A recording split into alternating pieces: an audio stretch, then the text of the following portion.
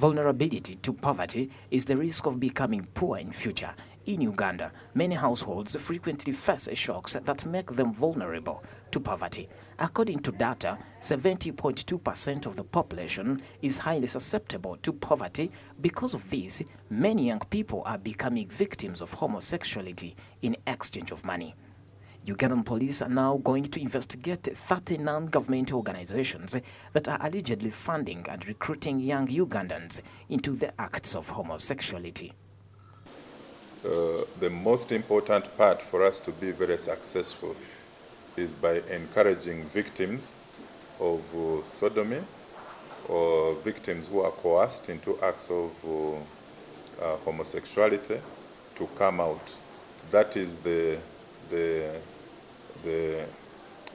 most important area for us, because there is evidence on those victims that will help us to progress with our investigations. Investigations followed concerns by various stakeholders. Parliament recently heard that some NGOs were actively recruiting and conning school children into the same-sex relations. However, efforts to get to the NGO bureau was futile. As the police, we've interested ourselves. These are activities where you find children, especially boys, are victimized, and even young girls. Then also we have young adults who are being coerced into these acts of homosexuality, sodomy, gayism, and so on and so forth. Also, the Uganda Prison Service issued an alert regarding fraudulent social media pages that are attempting to con Ugandans.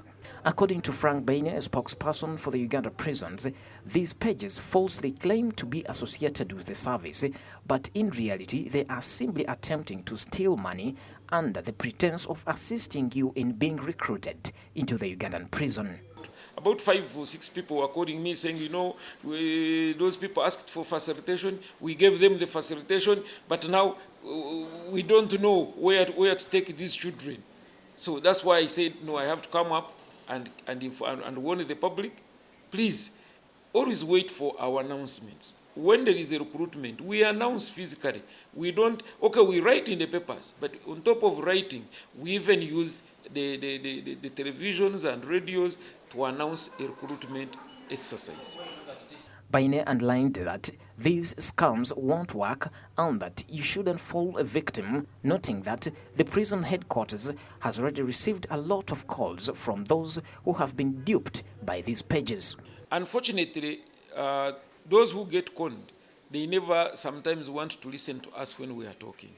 Because almost every month, I come up to warn people against these fake accounts. Because we have no control. You can't stop them from creating them. We have verified accounts, but how many people know what a verified account against an unverified account?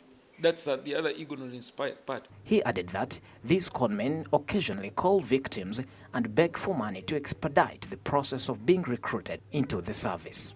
Pedson Mumbere, Smart 24 TV, Business Today.